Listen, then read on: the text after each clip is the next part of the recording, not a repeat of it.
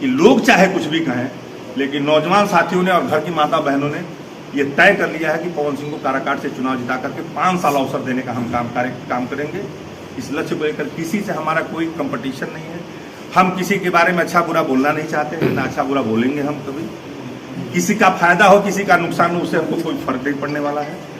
हम जानते हैं कि काराकाट की जनता कितना प्यार करती है पवन सिंह को, कितना आशीर्वाद देगी, और उसी आशीर्वाद प्यार के बदौलत हम सदन में पहुंचेंगे 2024 में। कर देता हूँ कि पवन जी यहाँ से निर्दलीय चुनाव लड़ेंगे। किसी पार्टी से कोई संपर्क नहीं है, न किसी पार्टी से कोई उनका लेना देना। वो निर्दल के तौर पे काराकाट की जनता से आशीर्वाद देने आ रहे हैं और वो निर्दलीय चुनाव। क्षमा कि थोड़ा विलंब जाने में, जैसा कि आज से 2-3 दिन पहले अपने ट्विटर हैंडल से एक्स पे वो रिपोस्ट किया था कि मैं काराकाट लोकसभा से चुनाव लड़ूंगा, उसी के निमित्त हम लोग यहाँ आए हुए हैं। और काफ़ी कुछ लोगों के मन में सवाल था कि पवन सिंह लड़ रहे हैं कि नहीं लड़ रहे हैं, किस पार्टी से लड़ रहे हैं, किस राजनीतिक दल से आ रहे हैं कि निर्दल आ रहे हैं। तो 1-2 चीज़ें बहुत जो महत्वपूर्ण है वो आपको मैं शेयर कर देता हूँ कि पवन जी यहाँ से निर्दलीय चुनाव लड़ेंगे। किसी पार्टी से कोई संपर्क नहीं है, न किसी पार्टी से कोई उनका लेना देना है। वो निर्दल के तौर पे काराकाट की जनता से आशीर्वाद देने आ रहे हैं और वो निर्दलीय चुनाव। दूसरी चीज़, कुछ अफवाह ऐसा भी उड़ा था, लोगों का सोचना था कि कहीं बीजेपी ने उनको भेजा तो नहीं है, कहीं एनडीए का ये प्लान बी तो नहीं है। ये सारी चीज़ें कुछ लोगों के मुँह से हो रहा था। आप सभी के मीडिया के माध्यम से ये कहूँगा कि पवन जी स्वतंत्र रूप से अपना यह निर्णय लिया है कि मैं काराकाट के विकास के लिए, काराकाट के नौजवानों के लिए, काराकाट में जो पिछले 3 टर्म चुनाव हो चुके हैं वहाँ जो भी जनप्रतिनिधि चुने गए हैं, चाहे वो जेडीयू से चुने गए हों, चाहे वो माने से चुने हो, जो भी परिस्थितियाँ रही हो। 2008 में इसका परिसीमन हुआ था, उसके बाद 3 बार यहाँ लोकसभा चुनाव हो चुका है, लेकिन ये चौथा चुनाव है। लेकिन जो भी यहाँ जनप्रतिनिधि चुने गए हैं वो अस्थायी तौर पे किसी राजनीतिक दल में कभी रहे नहीं, ना अस्थायी तौर पे रह करके कोई काम किया है। कभी जीतने के लिए यूनाइटेड जेडीयू में चले गए, कभी आरजेडी का समर्थन किए। वो अस्थायी रूप से यहाँ राजनीति नहीं किया और अस्थायी रूप से यहाँ के लोगों की समस्याओं को जानते भी नहीं। जैसा कि मैं लगभग 40-50 किलोमीटर की यात्रा करके लोकसभा काराकाट में हम यहाँ डेहरी पहुँचे हैं। हमको दिखता है कि डेहरी में पिछले 3 वर्ष में केंद्रीय मंत्री होने के बाद भी यहाँ जो जनप्रतिनिधि चुने गए तो उन्होंने क्या विकास किया है, ये सारी चीज़ें सबके सामने हैं। और एक मन में लोगों का और सवाल है कि आरा क्यों नहीं, पवन जी क्यों काराकाट चुने, उसका भी मैं जवाब दे देता हूँ, फिर आपका जवाब और सवाल मैं लूँगा। देखिए, आरा एक ऐसा लोकसभा क्षेत्र है जहाँ लगभग सारी व्यवस्थाएं, जो मूलभूत व्यवस्था होती है, चाहे अस्पताल हो, चाहे कॉलेज हो, चाहे रोड हो, चाहे ब्रिज का काम रहा हो, चाहे रेलवे स्टेशन, वहाँ जो हमारे भाई गए हैं वो देखे होंगे। लगभग 70 से 80% ऐसे काम है जिससे आरा पिछड़ा हुआ था। आरा का काम हो चुका है। पवन सिंह आप लोगों के आशीर्वाद से, बिहार वासियों के आशीर्वाद से एक ऐसा चेहरा है, एक ऐसा नाम है कि जो पिछले 32 वर्ष से गायकी के क्षेत्र में है। देश विदेश में दुनिया उनको पहचानती है, जानती है। उसका देन बिहार के लोग, यहाँ की जनता जो प्यार आशीर्वाद दुलार दिया, जो घर में अपने बेटों को सम्मान दिया, वह सम्मान पूरी दुनिया में झलकता है और दिखता है। इतना बड़ा चेहरा पवन जी ने सोचा कि अगर 70-80% काम वहाँ हो चुका है, वहाँ ब्रिज का काम हो चुका है, वहाँ रोड का काम हो चुका है, स्टेशन का काम हो चुका है, अच्छा अस्पताल बन चुका है, अगर सारी चीज़ें वहाँ हुई है और वह चीज़ें 15 साल में काराकाट में ना अच्छा अस्पताल देखने को मिला, ना कोई यहाँ जो मंत्री जीते हुए थे वो शिक्षा मंत्री रहे और अपने यहाँ ना शिक्षा व्यवस्था मिली है, ना चिकित्सा व्यवस्था मिली है, ना कोई बहुत बढ़िया सड़कें हमको मिली यहाँ, और ना ही कोई कॉलेज की ऐसी व्यवस्था है जहाँ अच्छी शिक्षा मिल सके। तो बहुत सारी मूलभूत सुविधाएं, ना कोई मेडिकल कॉलेज, ऐसी सुविधाएं हैं जो उससे काराकाट 15 साल केंद्रीय मंत्री देने के बाद भी वंचित रहा है। उनका ये अपना सोचना है कि मैं काराकाट को चुनूंगा इसलिए कि कुछ ऐसा काम करके वहाँ जाऊँ, कुछ ऐसा काम करूँ वहाँ जा करके काराकाट को लगे कि हाँ, अगर कोई बड़ा चेहरा चुनाव लड़ने आया। काराकाट लोकसभा को बहुत कम लोग जानते हैं, बिहार के बाहर लोग नहीं जानते हैं, लेकिन आज काराकाट के ऊपर पूरी दुनिया की नज़र है। सबसे बड़ा हॉट सीट बन गया है पवन जी के आने के बाद ये काराकाट, मैं निश्चित कह सकता हूँ। और इसलिए कह सकता हूँ कि पिछले 2 महीने से जो घटनाक्रम घटा है वो किसी से छुपा नहीं है। और पवन जी ने तय किया है शाहाबाद और आरा और ये काराकाट की दूरी बहुत ज़्यादा नहीं है। जो मान और सम्मान आरा में लोगों ने उनको दिया है, वह डेहरी में मिला है, वह पूरे बिहार में मिला है। यह सोच करके काराकाट को उन्होंने अपना लोकसभा क्षेत्र चुना है चुनाव लड़ने के लिए। जितनी अफवाहें आ रही हैं, किसी अफवाह में कोई दम नहीं है। पवन सिंह का सिर्फ एक ही नारा है और एक ही सोच है, एक ही विचार है कि काराकाट के विकास के लिए, काराकाट के नौजवानों के लिए, काराकाट के हमारे बड़े बुजुर्गों के लिए, उनकी सुविधाओं के लिए, मौलिक उनका अधिकार जो मिलना चाहिए उसके लिए, अस्पताल के लिए, अच्छे कॉलेज के लिए, यहाँ जॉब क्रिएशन हो सके, यहाँ कुछ प्लांट लग सके, इस चीज़ के लिए काराकाट को उन्होंने चुना और काराकाट चुना। आपका कोई सवाल नहीं? कौन सी कब से क्षेत्र में लड़ेंगे सर? जल्द ही, चूँकि पहला आगमन उनका होना है और मुझे लगता है कि राजनीति की शुरुआत करनी है तो कहीं ना कहीं थोड़ा एक हिंदू धर्म में मान आता है, थोड़ा वो भी अपना साइड पे दिखा रहे हैं। लेकिन बहुत जल्दी आज शाम तक या कल सुबह तक हम लोग बता देंगे कि कितने तारीख को उनका पहला आगमन होगा और वो आने के बाद लगातार काराकाट में अपना समय देंगे। प्रत्येक लोगों के डोर टू डोर, ब्लॉक को प्रखंड सबके घर। पवन सिंह का मुख्य मुद्दा क्या होगा? मुख्य मुद्दा हमने आपको पहले ही बता दें, देखिए एजेंडा है पवन सिंह के पास, प्रॉपर रोड मैप बना हुआ है। पवन सिंह देश दुनिया देखा है पवन जी ने। पवन जी को लगता है कि कहीं न कहीं जो मूलभूत सुविधा मिलनी चाहिए काराकाट को, और यहाँ सब कुछ होने के बाद, सारी व्यवस्था होने के बाद, जो चीज़ें बाकी जगह पे बाकी शहरों में हैं वो यहाँ नहीं है। उनका लक्ष्य है कि हम अच्छे से अच्छी व्यवस्था दे सकें, अच्छे से अच्छा कॉलेज दे सकें, अच्छे से अच्छा हॉस्पिटल दे सकें। कोशिश है उनकी खूब बढ़िया मेडिकल कॉलेज आए, IT कॉलेज आ जाए, कुछ स्टेडियम के लिए सोचे हैं और जिस फील्ड से है उस फील्ड में भी कुछ अच्छा हो सकता है यहाँ, तो उसके लिए भी काम करेंगे। ये सारी विजन है उनकी, सारी सोच है, तो ऐसे उसके लिए। यहाँ के युवाओं के लिए पवन सिंह का क्या सोच? देखिए युवाओं का, देखिए हम युवाओं के लिए, देखिए पवन जी का मैं देख रहा हूँ, सोशल मीडिया पे भी देख रहा हूँ, जहाँ भी देख रहा हूँ, जितना प्यार और जो उत्साह यहाँ के नौजवानों में है। एक बात जरूर कहूँगा ऑन बिहाफ ऑफ पवन जी कि जो ये प्यार और दुलार और जो आशीर्वाद और जो स्नेह नौजवानों में दिख रहा है, उनके वोट का एक जो उनका वोट जो देंगे, उस वोट का एक वोट का हक अदा करेंगे पवन सिंह। और नौजवानों के लिए जो जिस फील्ड में जाना चाहेगा और जो उनके अधिकार क्षेत्र में रहेगा, वो उनके लिए जॉब क्रिएशन की बात रही हो, उनके लिए कोशिश करेंगे, जितना हो सकता करेंगे। नौजवानों के लिए अच्छी शिक्षा की व्यवस्था कैसे हो सकती है उसके लिए करेंगे। नौजवानों के लिए जो पवन खेल के क्षेत्र में कोई जाना चाहता है उसके लिए हम स्टेडियम की स्थापना करना चाहेंगे, यहाँ कोचिंग सेंटर डालना चाहेंगे कि कोचिंग के माध्यम से कुछ अच्छा उनको, क्रिकेट हो, वॉलीबॉल हो, फुटबॉल हो, जो जिस क्षेत्र में हमारा नौजवान भाई जाना चाहता है उनके लिए वो व्यवस्था उपलब्ध करेंगे। सीनियर सिटीजन के लिए क्या सोच कर रखे हैं? आज के डेट में मुझे लगता है कि लगभग पवन जी की बातों को सब लोगों ने सुना होगा। एक बहुत वीडियो वायरल हुआ था, आप लोगों ने सुना होगा।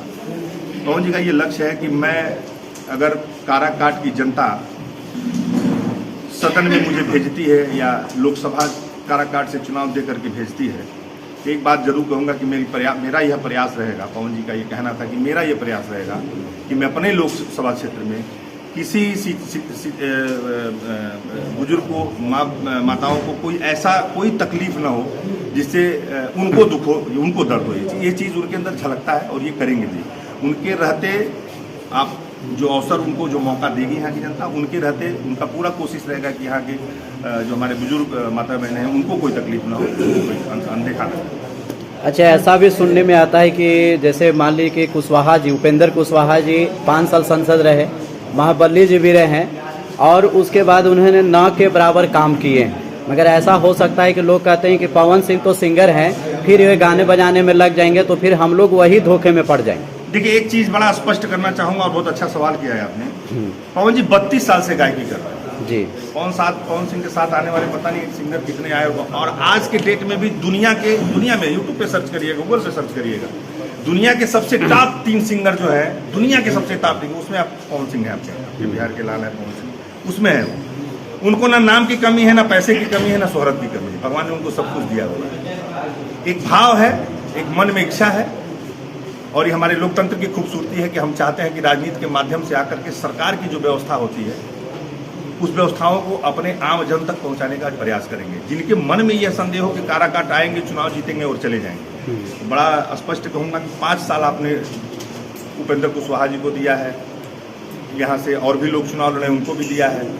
2008 के परिसीमन के बाद ये चौथा चुनाव है। ये 5 साल बाद आपको वोट देने का मताधिकार होता है, 5 साल बाद फिर आप वोट देने चलेंगे। अच्छा, कुछ लोग ये भी कह रहे हैं कि अगर पवन सिंह अगर निर्दलीय से आते हैं तो बीजेपी, और हम अगर वो बीजेपी में अगर शामिल हो जाते हैं तो उनको 100% हम लोग वोट दे देंगे। देखिए हम एक चीज़ बड़ा स्पष्ट करेंगे जी कि पवन जी अभी निर्दलीय चुनाव लड़ा जी।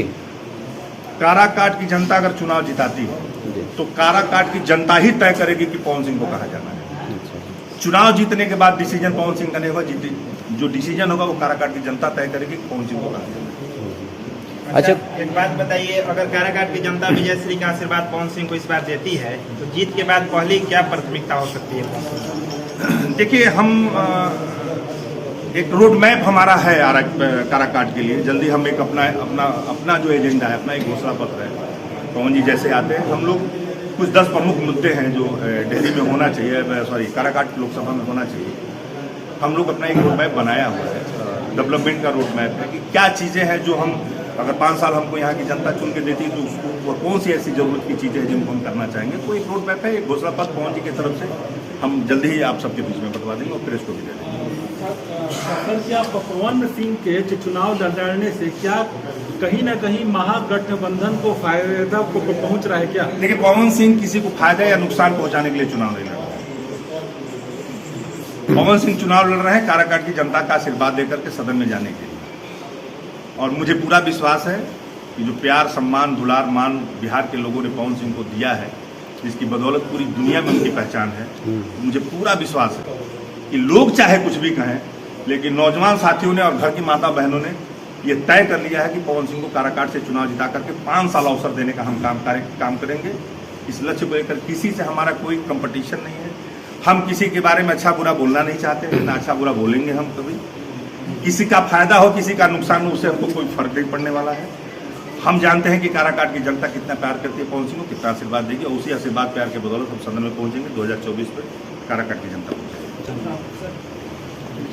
एक ऐसा भी सवाल जैसे आता है कि मान लेते हैं सपोर्ट वहाँ ऋतिक सिंह बैठे हुए हैं, तो ऋतिक सिंह को सारे लोग जानते हैं कि पवन सिंह के भाई, पवन सिंह के भाई हैं, ये सभी कोई लगभग जानते हैं। मगर हम भी चाहेंगे कि एक मिनट चौहान जी, तो हम लोग भी चाहेंगे, सारे मीडिया वाले और हमारे जो दर्शक हैं वो भी जानना चाहेंगे कि आपके उनके पवन सिंह के रिलेशन में आप लोग कौन कौन है? देखिए, हम लोग रिलेशन में ऋतिक हमारा उनका पवन जी का छोटा भाई है। जी जी। मित्र और सहयोगी सुमन सिंह जी हैं जी। हमारा नाम संतोष सिंह, हम भी उनके मित्र और सहयोगी हैं। कई राजनीति से जुड़े हुए उनके साथ लोग हैं, मीडिया से जुड़े उनके साथ लोग हैं। जी। दिग्विजय जी से आप वाकिफ ही हैं, हमारे गार्जियन अभिभावक है, ये गुच्ची जी है। ये सारी टीम पवन जी के लिए काम करती है। जी जी। और आज हम लोग यहाँ आए हैं तो on behalf of Pawan Singh के बिहाफ में ही आए हैं। जी जी।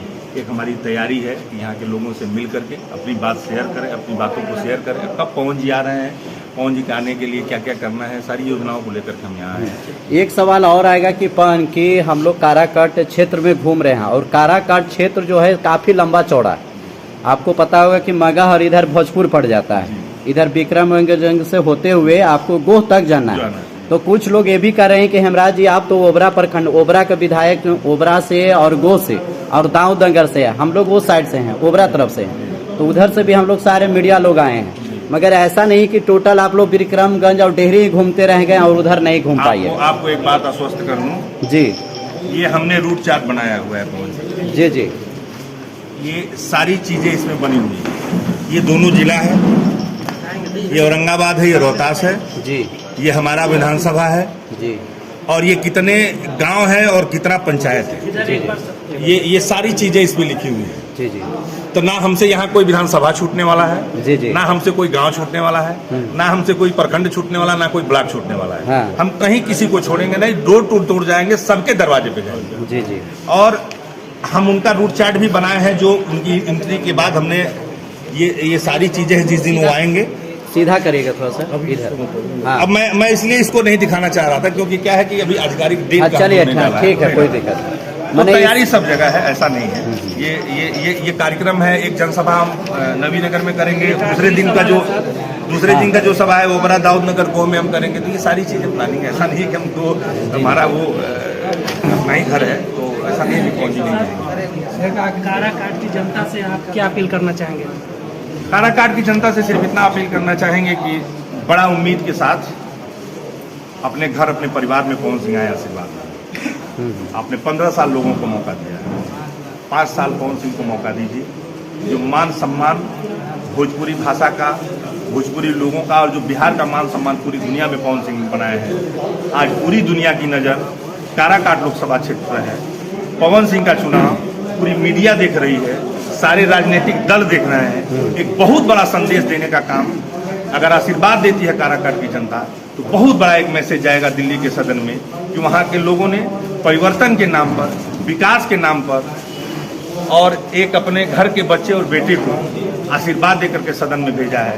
और यकीन मानिएगा अगर काराकाट की जनता यह प्यार और आशीर्वाद देती है तो उनके वोट के एक एक वोट की कीमत पवन सिंह सूद सहित वापस करेंगे, इसमें किसी को कोई संदेह नहीं है। ठीक है ना।